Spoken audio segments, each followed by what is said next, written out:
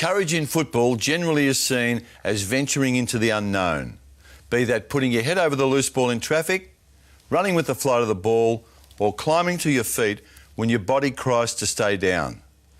Beau Vernon has lifted the bar to another level.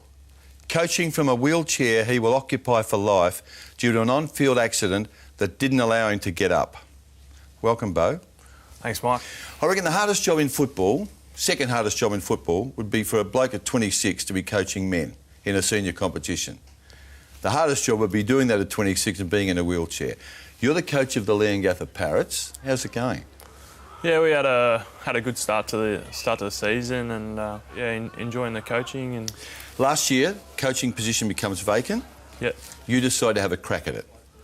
What was the reaction at Leongatha when you rang whoever you rang and sort of said, "Look, will you take me seriously?" I went to the last game of the season last year, watched some mates and brother play, and just wasn't really happy with the way things were going at the club, and thought I really could make a difference. And yeah, on the Monday I rang the president and said, you know, if I apply for the job, you're going to take me seriously? And he said, yeah, for sure. And he said, put something together and we'll have a meeting. So you said there shouldn't be any limits to this.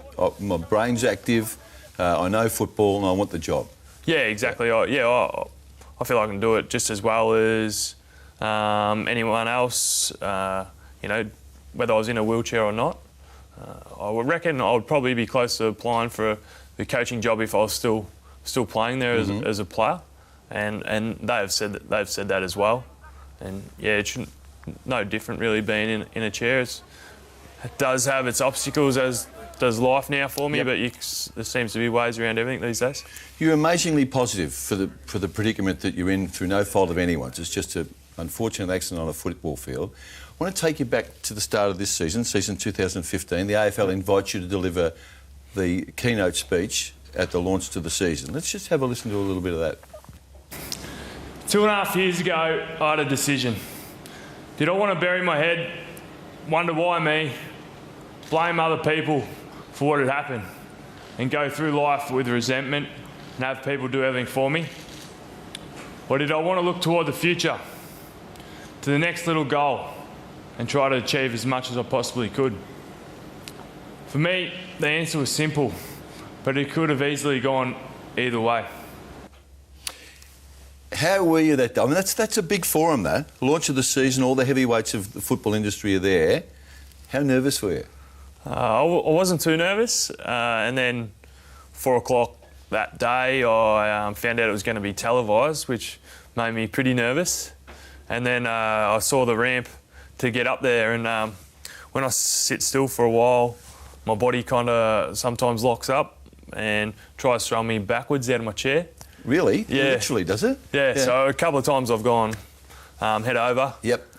And fallen out backwards, but yeah, so I was a bit, and I'm pretty stubborn. They said, oh, you want someone to give you a hand getting up the ramp, and didn't want a hand off anyone to get up there, so I wanted to do it myself. So I was more nervous about that than anything, I think. Let's go back to the fateful day, June 2012. You're playing for Leongatha. Yep. You were chasing the footy, not really over I'm just leaning forward. There's a collision that could happen 100 times in a game, yep. Look to me, and you suffer quadriplegia of C5, C6. Yeah, it was really unfortunate.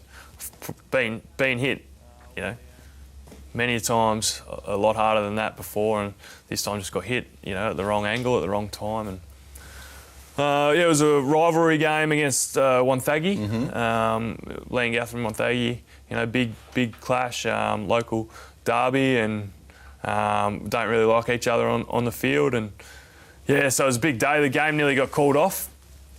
There was floods all around, and pretty hard to get to the game. They thought the roads were going to be closed, so I nearly got called off. And yeah, I just went down to pick up the ball and got hit at the wrong angle. I think I've turned my body into it towards our goals, and been hit by him and pushed by another bloke as well. So I'm not sure if that's caused the dislocation in my neck. So you go to the ground. You've got a dislocated neck and this burning sensation through the bulk of your body. Yeah, so my whole body felt like it was on fire. I just had pins and needles everywhere, and the trainer comes over and touches my legs and arms, I couldn't feel anything. And That's when the alarm bell sounded? straight away I knew. I was yelling out, I've broken my neck. Don't touch me, I've broken my neck. And probably yelled a bit more as well. And obviously the scariest moment of my life. I was, so scared at that moment.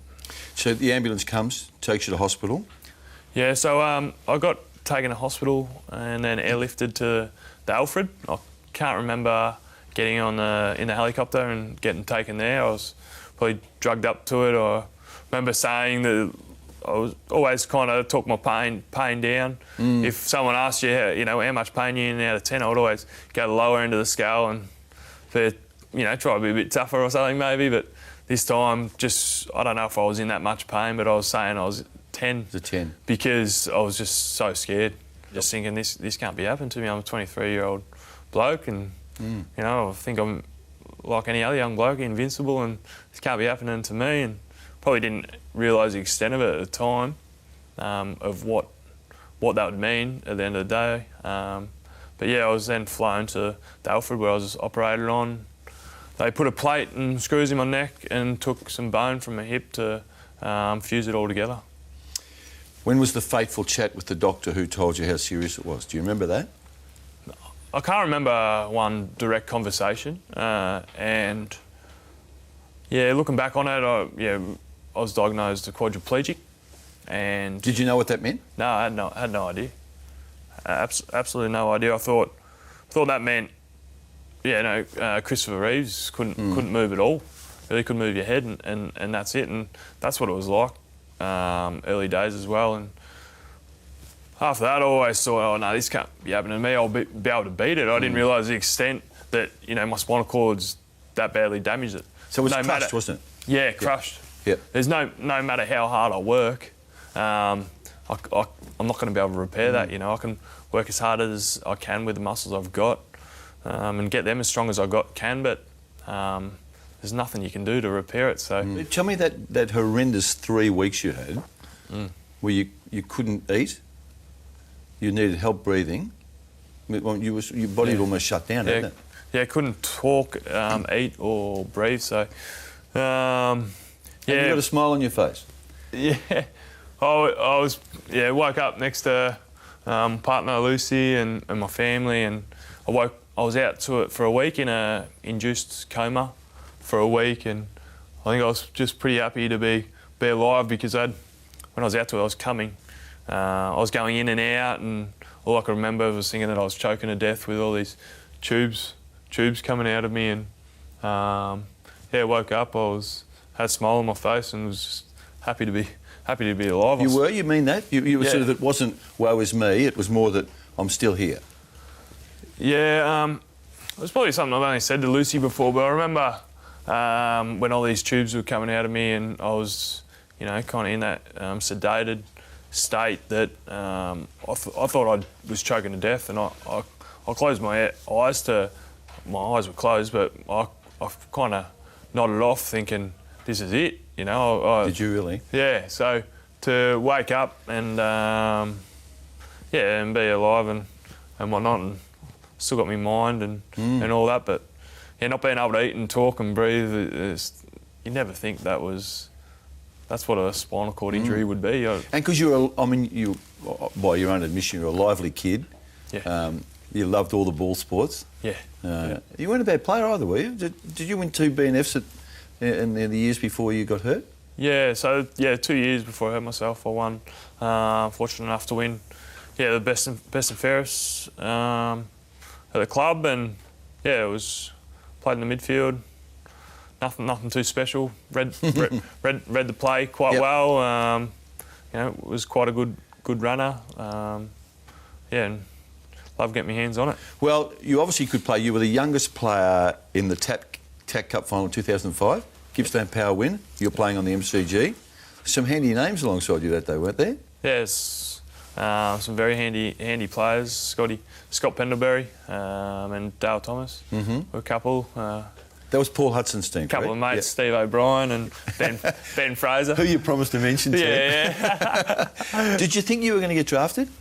Well, that year I wasn't able to get You're drafted. too young. You were 16. Yeah, I was too young. And the year after, first game of the year, first practice game, I ripped pretty much everything off my knee bar the ACL, and that was a six-month injury, and got back and played the last couple games, and never thought I'd be in contention to get drafted after being injured all season. And at the end of the year, Collingwood and Richmond showed a bit of interest and went down and trained with them.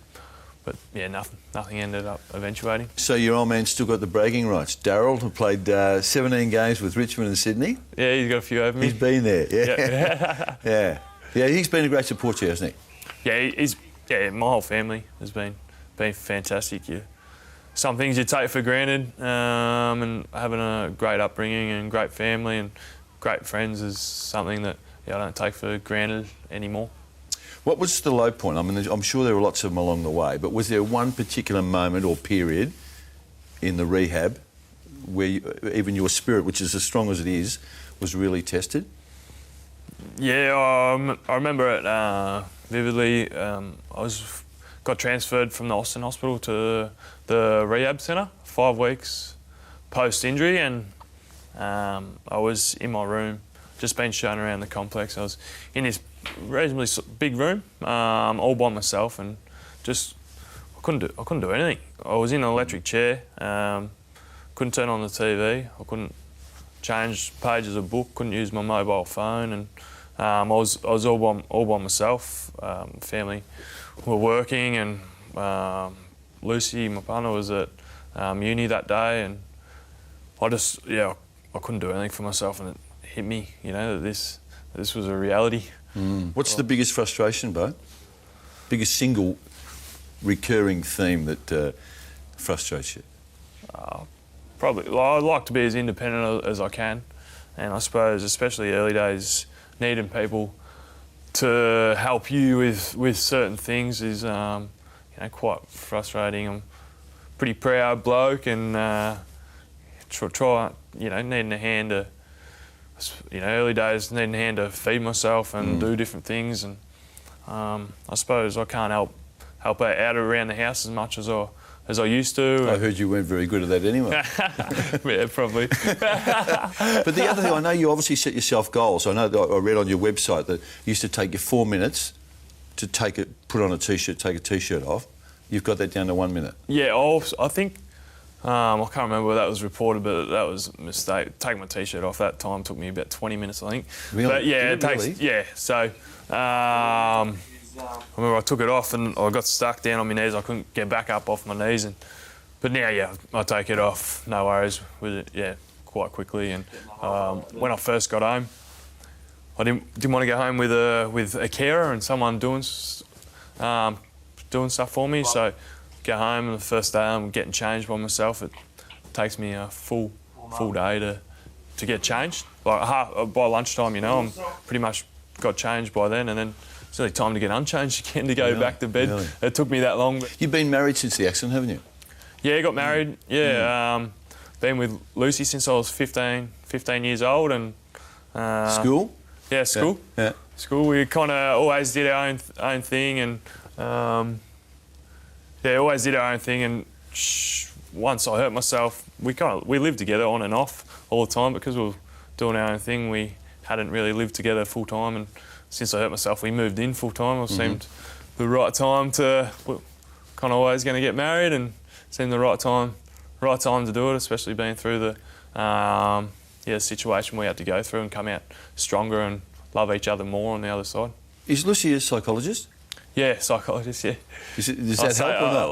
Leave that stuff at home. Nah, at work, sorry. It doesn't help. It just helps having a loving wife and having a good relationship that we can talk about anything. And it's been good that, sometimes I pour my emotions out to her, especially early days. I'd kind of be a strong for everyone else in front of everyone else and put a front on, and then you get home and cry my heart out to her. You would? Literally cry? Yeah. I'd just probably for the first year, just once a week, I'd breakdown at night. What would be the tipping point? Would there be an event, or was it just the emotions just built up and then spilled over?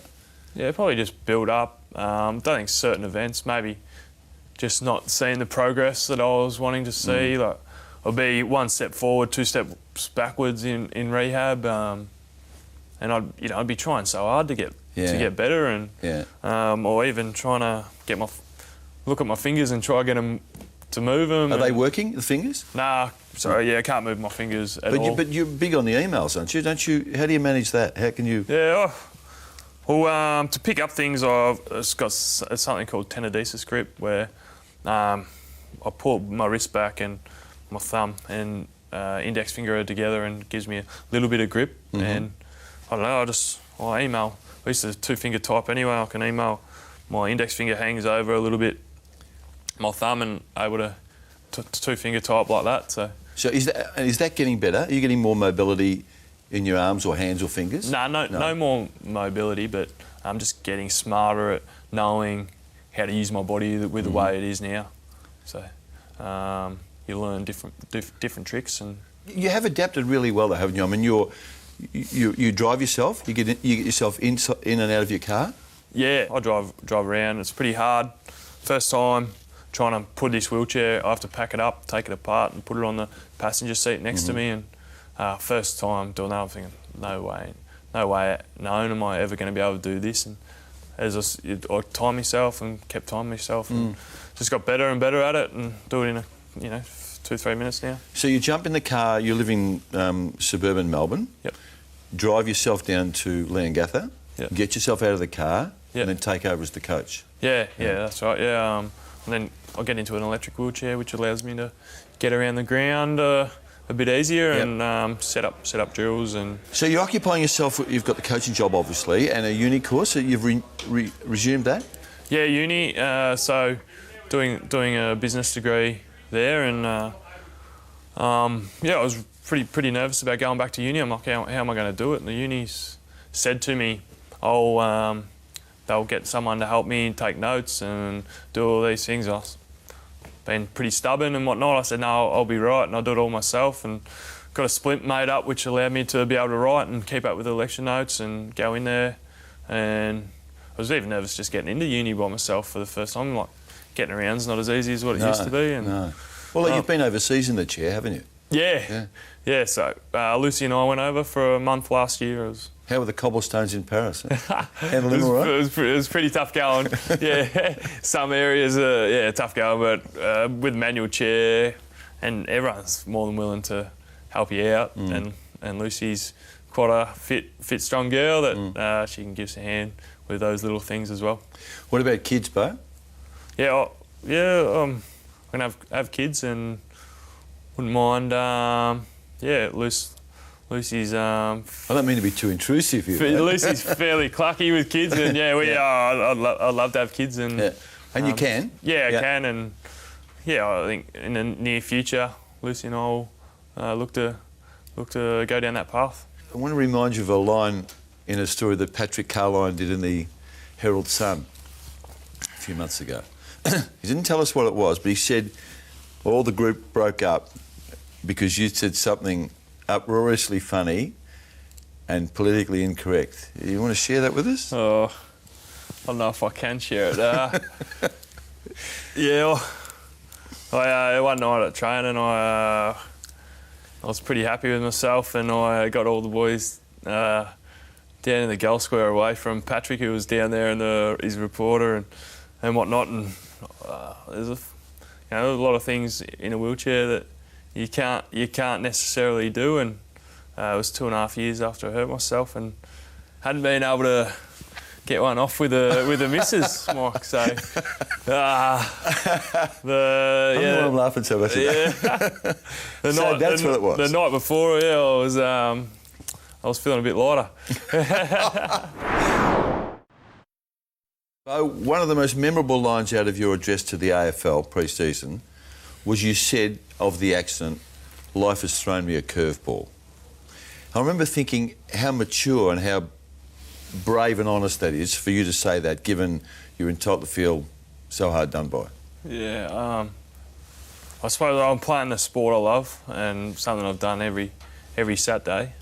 And in an instant, one contest, I've gone from, being a reasonably good athlete and real fit young man, and to a quadriplegic and facing the rest of my life in a wheelchair. So, yeah, That's some curveball. Just come from left field, that one, and it's not something you'd imagine going to a football game on a Saturday and imagine possible.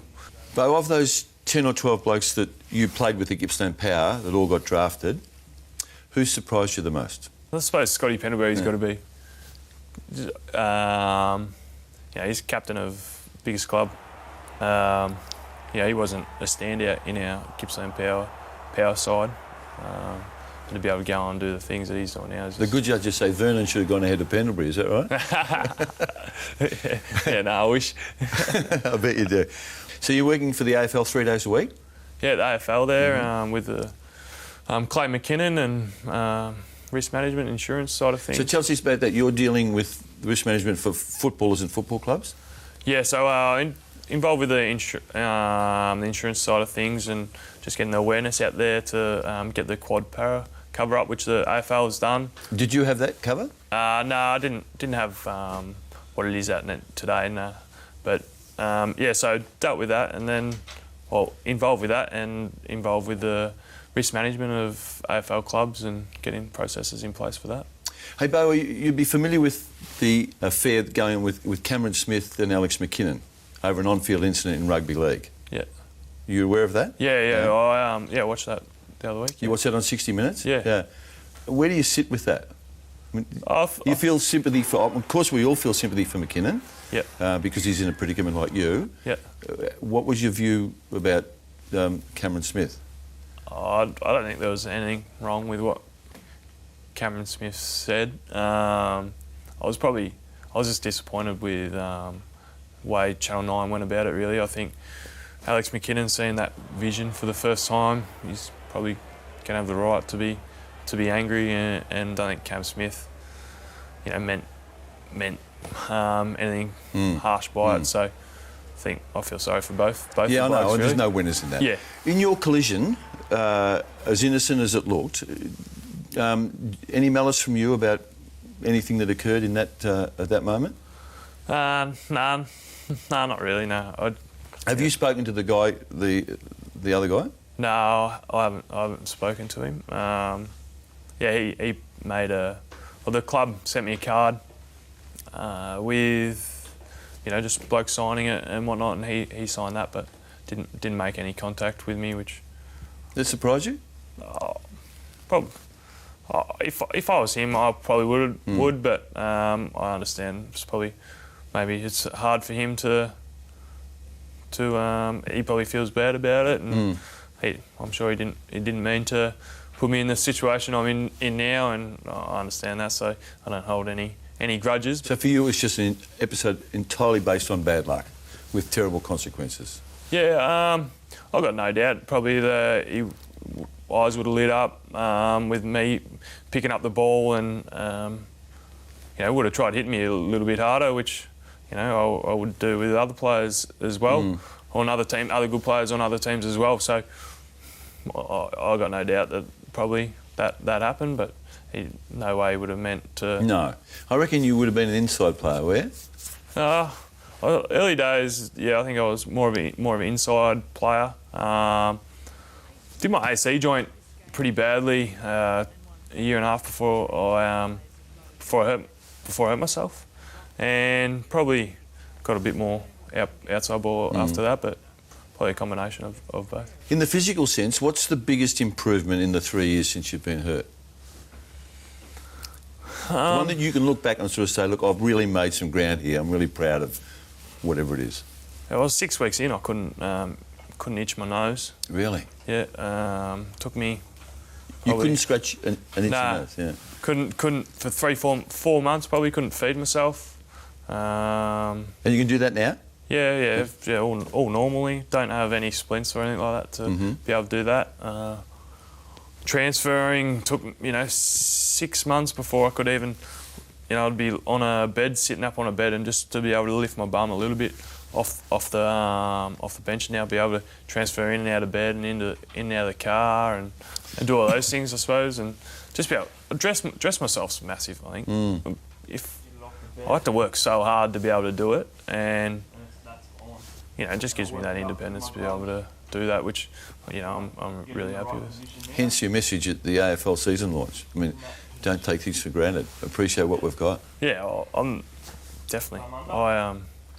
With me, I was good at every sport I tried. I was, had a great family, a great girlfriend, great mates, and yeah, you never. It takes for something bad to happen before you realise how good you got it. And I wish I could go back and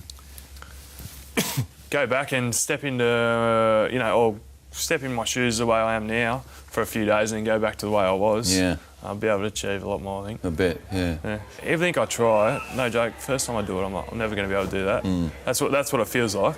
And I work at it, and by the end, I do it second nature, a lot of things. So, is that your natural resolve to be able to conquer things and do things that might otherwise be seen to be out of reach? Or have you learnt that? I think playing footy at a higher standard growing up definitely taught me how to train hard and taught me to want to achieve things. And I suppose, I reckon definitely football's taught me those things, and to be able to do those things, and yeah. Are there dreams? Have you got dreams that you want, that you're looking at in short to medium term that you want to achieve? Oh, short term. Win a premiership? Want to win a premiership. Yeah. And just want to keep working at what I'm doing and try. Always used to set goals for myself all the time, and kind of probably longer term goals, and something would come up where it would just change and pull me off course a little bit. So I'm trying to work as hard as I can at what I'm doing now, and hopefully the rest will take care of itself. But definitely a premiership in the short term, and potentially some sort of Paralympic sport. So you participate in, yeah? Yeah. I hadn't met you before. It's been a great honour to sit down and talk to you, and to see someone who's so brave about their predicament and so optimistic about what the future is. So I'm in awe of how you've handled the first 3 years, and wish you all the best from here. Thanks very much, Mike. Cheers, mate. This has been a Fox Footy production, part of the Fox Sports Network.